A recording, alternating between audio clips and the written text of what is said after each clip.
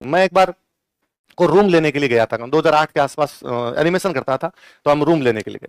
एक जैनों का घर रूम दिखाया उन्होंने और हमें बड़ा पसंद आया। और फैमिली वाले भी थे, भले वाण जी थे, भले एकदम, मतलब कौन रूम लेने जाए उनको चाय पिलाए। पर वो किराया भी कम, दोनों कमरे भी बहुत अच्छे, साफ सुथरा घर एकदम, बोलचाल में बहुत अच्छे, चाय वाय पिलाए। मेरा मैं लगा, अरे यार। तो उन्होंने कोई 2 कमरों के उस समय 2,500 रुपए की तैसे किराया होता था, 2,500-3,000 रुपए उन्होंने बताया। हमने हाथों हाथ एडवांस निकला, मैंने कहा लो ये लीजिए आप। अब हम बाहर आने लगे, थोड़े दिन वापस मेरे से आते आते पूछा, बेटा वैसे आपके नाम क्या है? नाम बताए। भारत में नाम का मतलब है पूरा बता, जाति सहित बता। मैंने पूरा बताया। तो उन्होंने कहा अच्छा, तो तुम दारू तो पीते होंगे? मैंने कहा नहीं। नॉन वेज तो खाते ही होंगे?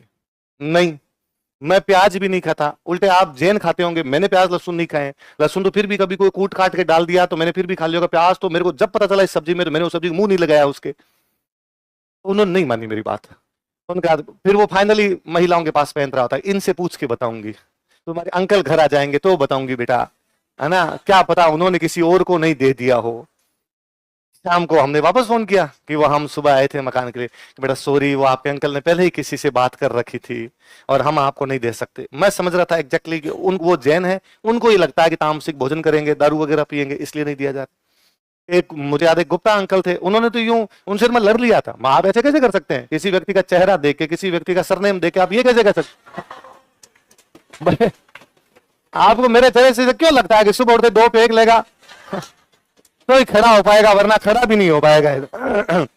और वो अंकल, मेरा घर है, दूं तो दूं, नहीं तो नहीं दूं। अरे मैं को आपका घर है, आपने बहुत फूटरा बनाया, आपके पास ही रहेगा, आप ही औलाद के पास रहेगा, हम कोई कब्जा नहीं करने वाले। पर आप ऐसे कैसे कर सकते हो कि मेरा नाम सुनते कहते हो कि मां मैं रूम नहीं दूंगा? ऐसा क्या कर दिया नाम में, प्लान डिंगड़ी है वो। पर अंकल ने धक्के मारे, हमें बाहर निकला। तो मोते कौन हो मुझे ये कहने वाले, पर उसने नहीं दिया तो नहीं दिया। तो मेरे कई बार अभी भी कोई आगे कह देता, कई बार कि जाति के आधार पे, धर्म के आधार पे रूम नहीं मिलते, है ना, कोई नाम सुन के आप कह सकता है कि नहीं। तो मैं वहां मुस्कुराता हूँ, यार ये मेरा झेला हुआ है, क्या है, अगले की मर्जी है, अगले का घर है, अगले का मकान है, देगा तो देगा, नहीं देगा तो नहीं देगा। उसको आपका जाति पसंद नहीं आई, उसको आपका धर्म पसंद नहीं आया, उसको आपकी शक्ल ही पसंद नहीं आई होगी। एक मुझे याद है, हम बीच में कोई 2012 या 13 के आसपास कोई मेंस था आरएस का, और तब हम जहां फ्लैट लेके रहते थे वहां हम 6-7 लोग एक साथ रहा करते। मैं मेंस लिख रहा था तो एक सीनियर भैया थे, उन्होंने मुझे कहा कि तू यदि मेंस लिख रहा है ना इस बार, तो यहाँ मत रहे, देख प्री तो तेरा पास हो गया, हम इतने लोगों के बीच में रहेगा, तैयारी नहीं कर पाएगा ढंग से, अलग रह जा। मेरे अभी तक आदत है कि मेरे से अकेला नहीं रह जाता, मेरे कोई ना कोई बात करने वाला चाहिए, एकल कोयडा मेरे से वही नहीं जाता।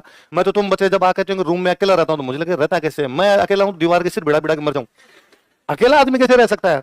तो मैंने उनको भैया कहा मैं नहीं रहूंगा जाके, मैं साथ में रहूंगा यार। उनका अरे पढ़ाई नहीं होगी, पढ़ाई में तो पढ़े, और रूम रूम चेंज करो, और तेरे को ज्यादा लगता है ना तो यहाँ से एक को साथ में ले जा।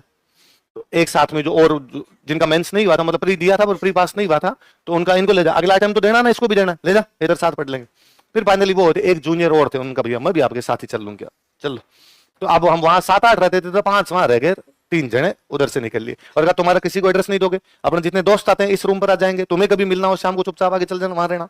फाइनली घूमते घूमते एक कोई मकान मिला, वो गुप्ता आंटी जी कोई थे, उनका मकान मिला, वो उन्होंने दे दिया हमें, नाम वाम पते वते आईडी वाईडी रख के दे दिया। घर पे 2 माँ और बेटा, और कोई नहीं, पूरा फ्लोर, नीचे वाले फ्लोर पे लड़के रहते, बीच वाले पे हम रहते, 2 कमरे। थोड़ा किराया अधिक था उसका, पर हमें लगता था 2-3 महीने तो रहना है, 2-3 महीने बाद मेंस खत्म हो जाएगा तो अपने वापस चले जाएंगे, 2 का नहीं तो 4 महीने 5 महीने मेंस हो ही जाएगा अपना, वापस चले जाएंगे, इतने दिन ही रहना। अच्छा, मकान मालिक शुरू में आपको ये कहता है कि 12 महीने से पहले खाली नहीं करोगे, तो हमने हाँ बदली कि भाई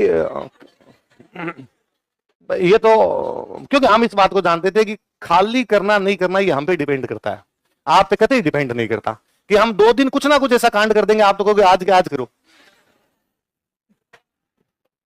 किसके 12? ये मत सिखाओ कब करना है, ये मेरी मर्जी है, किराएदार मैं हूं, कब खाली करूंगा कब नहीं करूंगा। हम कह रहे हैं रह जाएंगे रह जाएंगे, पर जिस दिन खाली करना होगा हम चले जाएंगे, और आप खुद कहोगे प्लीज अब अपनी पार पड़ेगी, नहीं आप जाइए। अब अब हम बहुत सही तरीके से रहते हो, मतलब उन्होंने कहा कोई दोस्त नहीं आना चाहिए आपका, हमने उनको कहा कि पक्का यदि कोई बाहर आता दिखे तो आप कह देना कि नहीं घुसने नहीं दूंगी, और हम हमसे नाराज ही नहीं होंगे, हम केवल यहाँ पढ़ने के लिए आए हैं, हम तो खुद ही दोस्तों से दूर रहने के लिए आए हैं, दोस्त जाएंगे तो उस रूम पे जाएंगे, वहां मिल लेंगे उनसे जाके।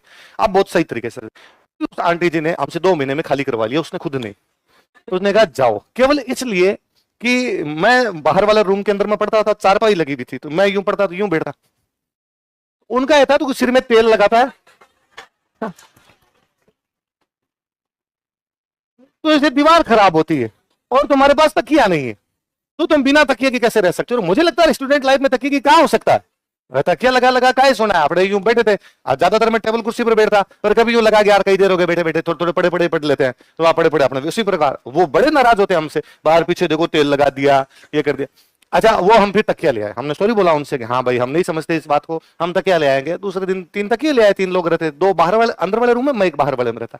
एक दिन वो रसोई में चले गए, जबकि हमने उनको कहा कि आपके जो बाई जी सफाई करने के लिए आते हैं उनको हमारे लगाया जाए, हमारा रूम भी वैसा नीट एंड क्लीन। उनका था भाई सफाई अच्छी होनी चाहिए, आप तो लगाओ।